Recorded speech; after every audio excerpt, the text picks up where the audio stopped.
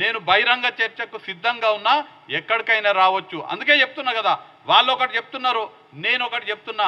ఏది కరెక్టో రేపు మహబూబ్ నగర్ లోక్సభ ఎన్నికల్లో తేల్చుకుందాము.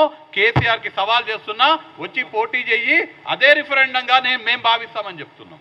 మహబూబ్ నగర్ ప్రజలే మీరు నీళ్ళు ఇచ్చినామంటున్నారు, మీరు నీళ్ళు ఇస్తే మీకు ఓట్లు వేయాలి, దాన్నే రిఫరెండంగా తీసుకుందాము. ఇవన్నీ ఎందుకు?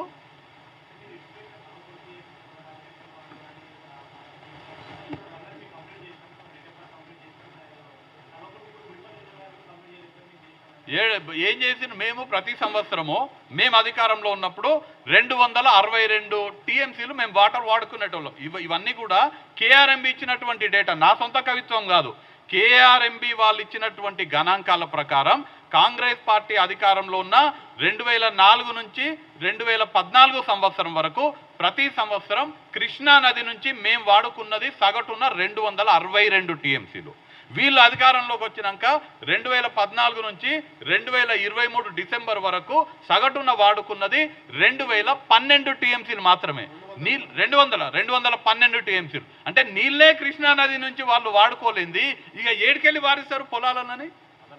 అంటే ఇవన్నీ అబద్ధపు మాటలు. పాలమూరు రంగారెడ్డి అంతకుముందు అన్ని కూడా మేము చేసిన ప్రాజెక్టులే.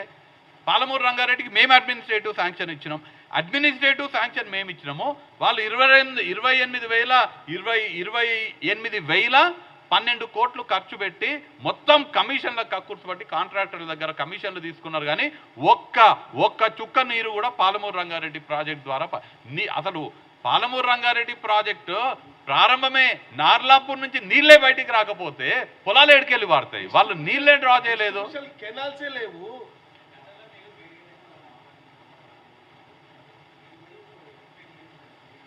తెలంగాణ